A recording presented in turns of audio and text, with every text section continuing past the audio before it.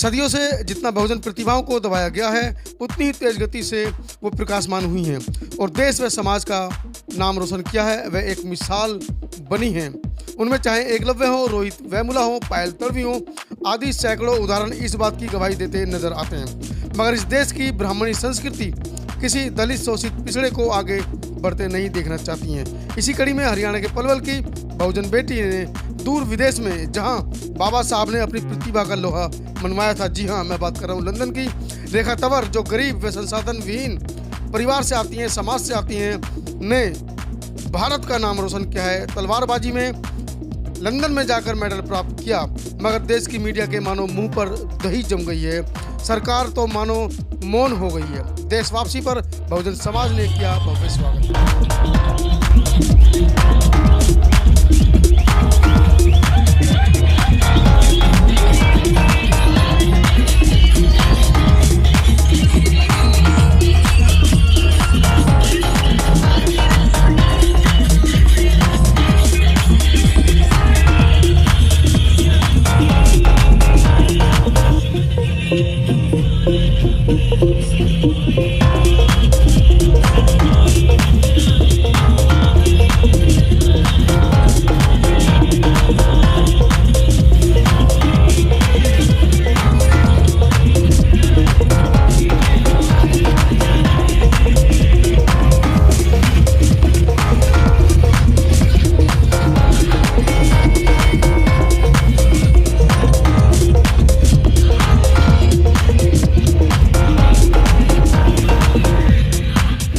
देख रहे हैं ये खास खबर समता आवाज टीवी पर। खबर के मुख्य अंश इस प्रकार है।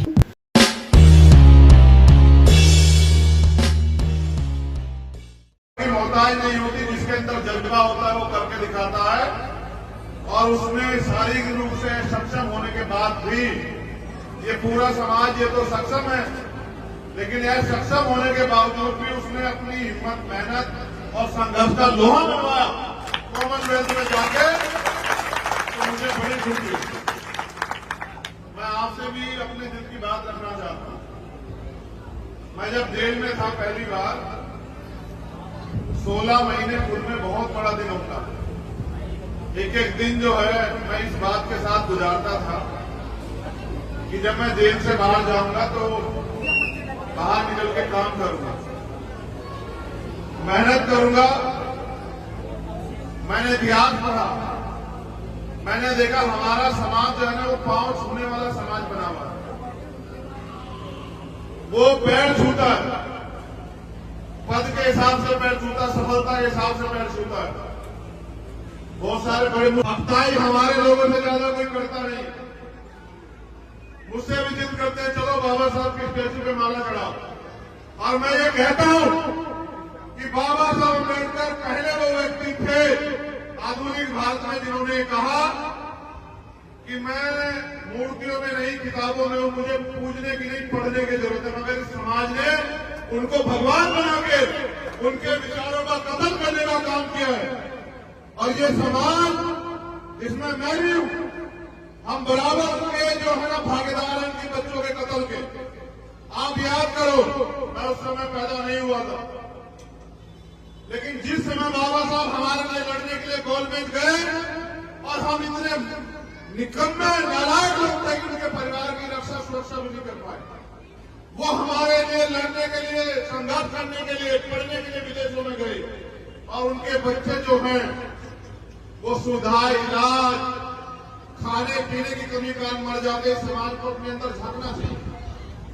जिस रहबर की वजह से आज ये मेरी बहन यहाँ लेखा खड़ी और मेरे तन बदन पे कपड़े हैं, मुझे अधिकार मिला है सम्मान से जीने का, बोलने का, हक अधिकार की लड़ाई लड़ने का।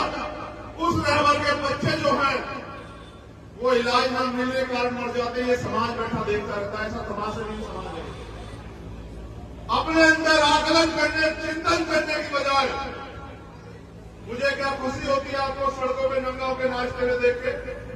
नहीं, मैं आपको भीड़ नहीं बनाना चाहता, मैं आपको भक्त नहीं बनाना चाहता, मैं तो आपको लड़ने वाला योद्धा बनाना चाहता हूं। क्योंकि ये लड़ाई योद्धा जीत सकते हैं, भेड़ बकरी ने कोई लड़ाई नहीं की, प्यास दवा है। अगर आप पढ़ लिख के तैयार नहीं होंगे, आप अपने पैरों पे खड़े होने के लिए मेहनत नहीं करोगे, तो दुनिया की कोई ताकत इतिहास में आपको आने वाले कल में भी आपको सम्मान और अधिकारों का जीवन दे ही नहीं सकती। आप हजारों साल से रो रहे भगवान के आगे, आप जो है लाखों साल से जो है गुरु के ज्ञान प्राप्त नहीं होता है। जिसका कोई गुरु ना हो वो कभी सफल नहीं हो सकता। जितना आदमी संघर्ष से सीखता है, जितना आदमी अभ्यास सीखता है, उतना गुरु से भी सीखता है। मैंने भी अपने जीवन में गुरु बनाया, आज वो जिंदा नहीं। उनका नाम है रहबर मानने और साथ से काशीराम। मैंने उनके जैसा संत भी दुनिया में नहीं देखा इतिहास पढ़ के। फकीरी से भी ज्यादा फकीरी का जीवन जी के और एक सिंगल का जमीन एक पैसा आपसे नहीं लेके गए, लेकिन मेरे जैसे और आपके जैसे हजारों लोग तैयार करके गए। तो मैंने इतिहास पढ़ा, मैंने दुनिया का इतिहास पढ़ा, भारत का नहीं दुनिया का। मैंने ये पढ़ा कि दुनिया में जो सबसे बड़ा तानाशाह हुआ जिसको हिटलर कहते हैं, हिटलर ने दुनिया के बारे में लिखा और देश के बारे में, भारत के बारे में लिखा। उन्होंने लिखा भारत का जो शोषित समाज है, भारत का जो बहुसंख्यक समाज है, वो सिर्फ और सिर्फ ताकतवर लोगों की कॉपी करने के अलावा, उनके पीछे करने के अलावा अपना कुछ बना के खड़ा नहीं है।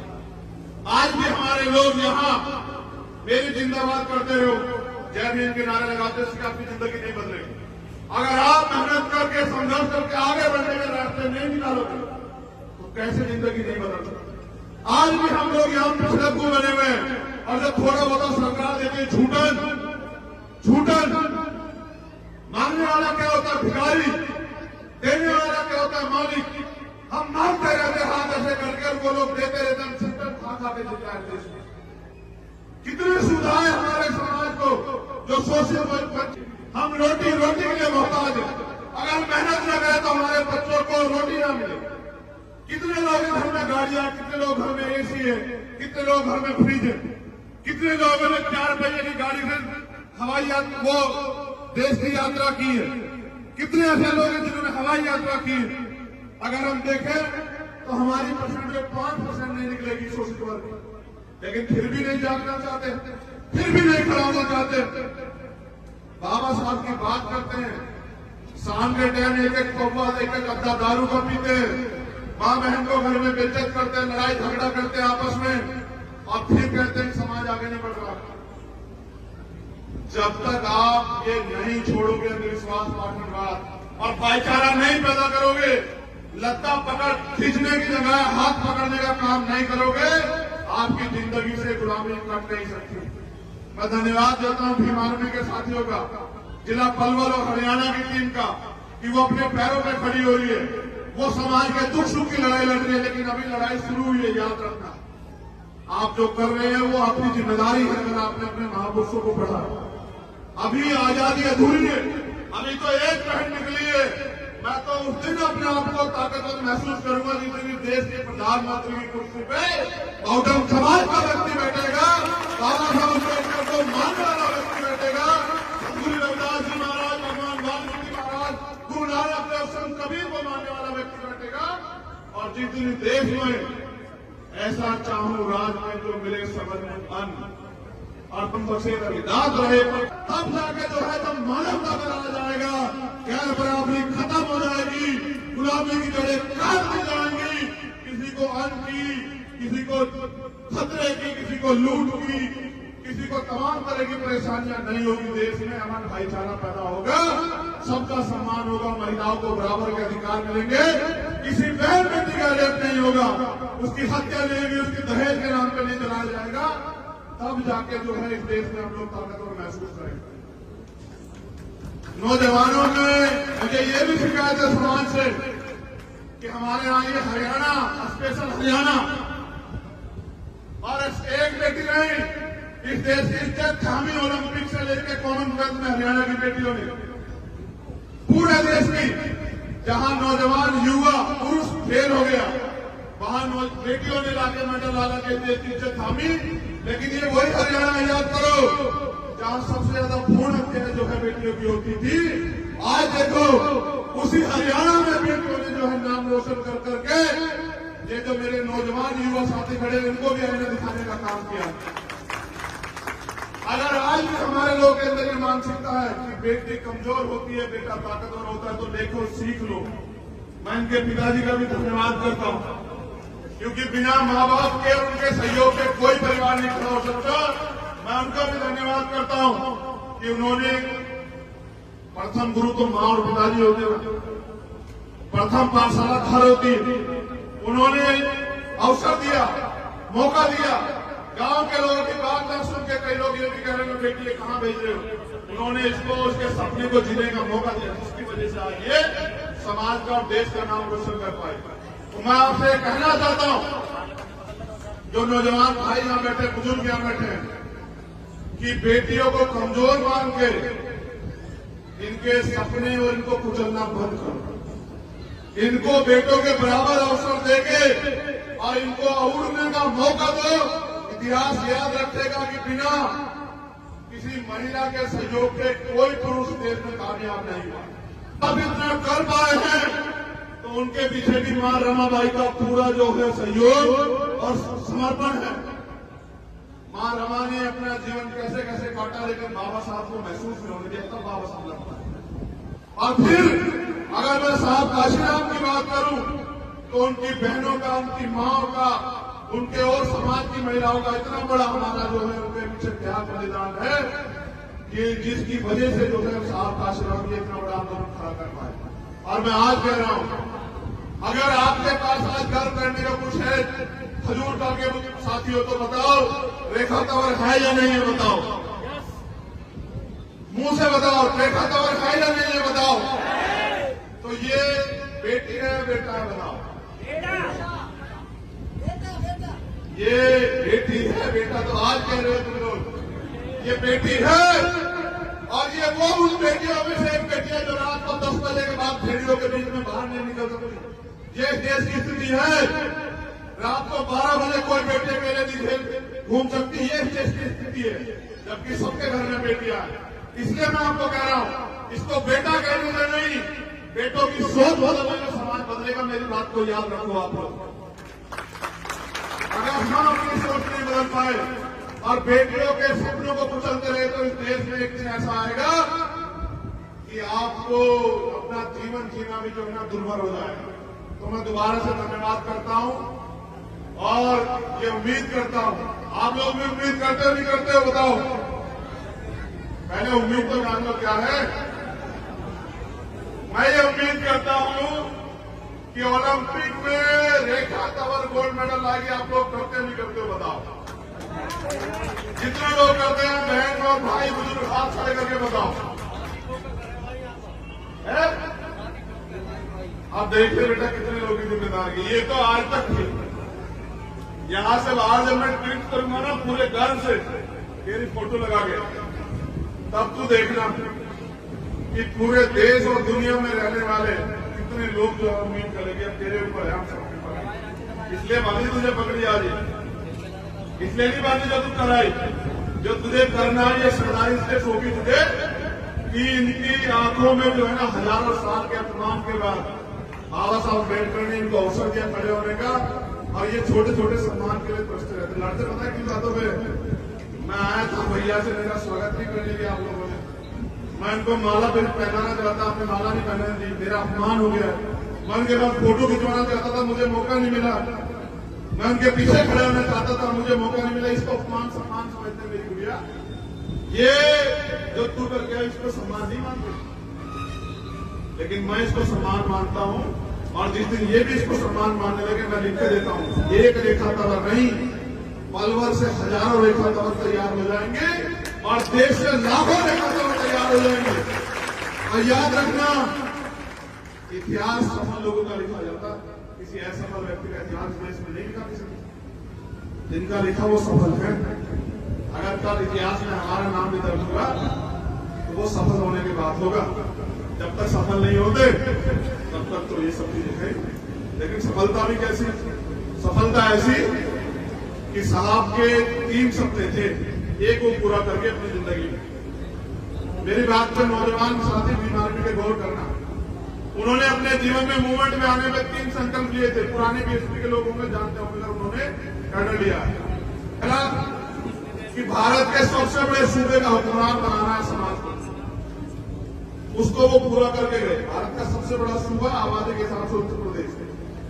फिर उनका दूसरा सपना था कि इस देश का हुक्मरान बनाना है इस समाज को, जिस समाज को लोगों ने पैरों में गिरा के रखा, उसको माथे की जो है चमक हीरा बनाना है, तो इस देश का हुक्मरान बनाना है। तो पहला सपना तो हमने छोड़ दिया, क्योंकि साहब उसको पूरा करना। पहले सपने की तरफ हम देखते भी नहीं है। जब तक इस देश में साहब काशीराम का जो दूसरा सपना है वो पूरा नहीं करेंगे, चैन से नहीं बैठे।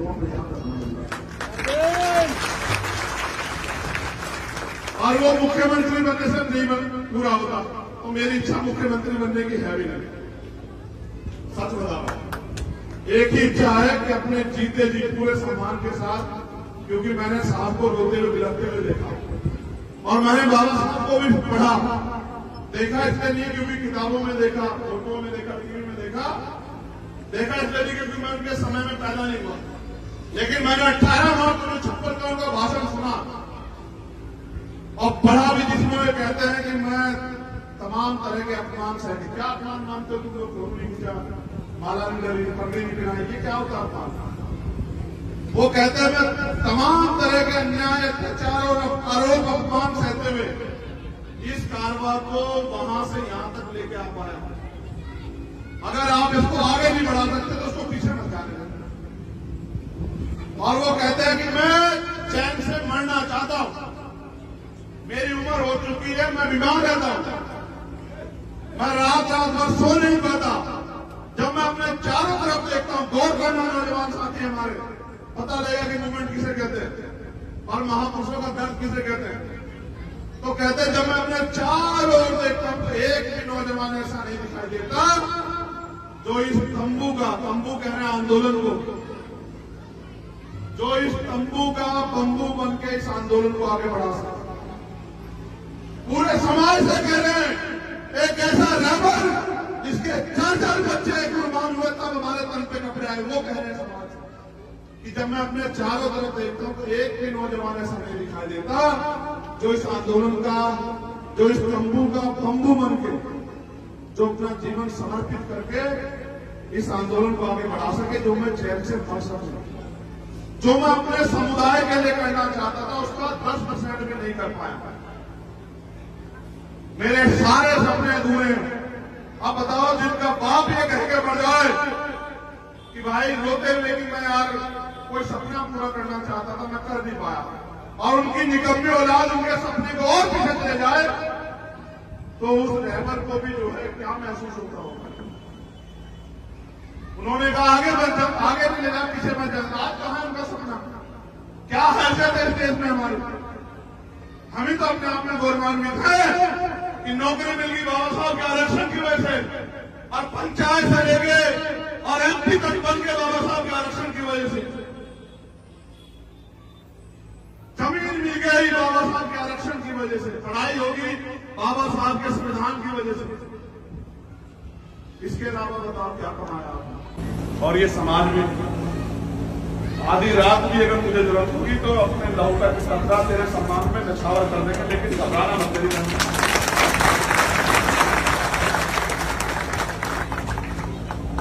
पाला खींच के पार ही डाल, ठीक है?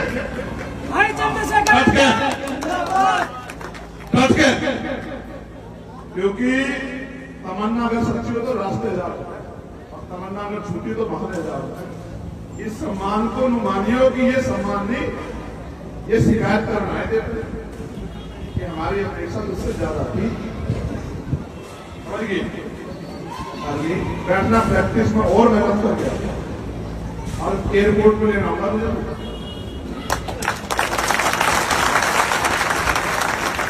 हमेशा सिर्फ माफ जाएगी तुम्हारे, लेकिन वहीं से एयरपोर्ट से मुझे खजूर का लाने का मौका देगी, असली घर उसके जाना, ठीक है? इनके पूरे परिवार को धन्यवाद, उनके संघर्ष की वजह से ये लोग ये यहाँ पहुंची। हजूर का के सभी सम्मानित इन लोगों ने भी इसकी मदद की, सभी समाज के लोगों का बहुत बहुत धन्यवाद।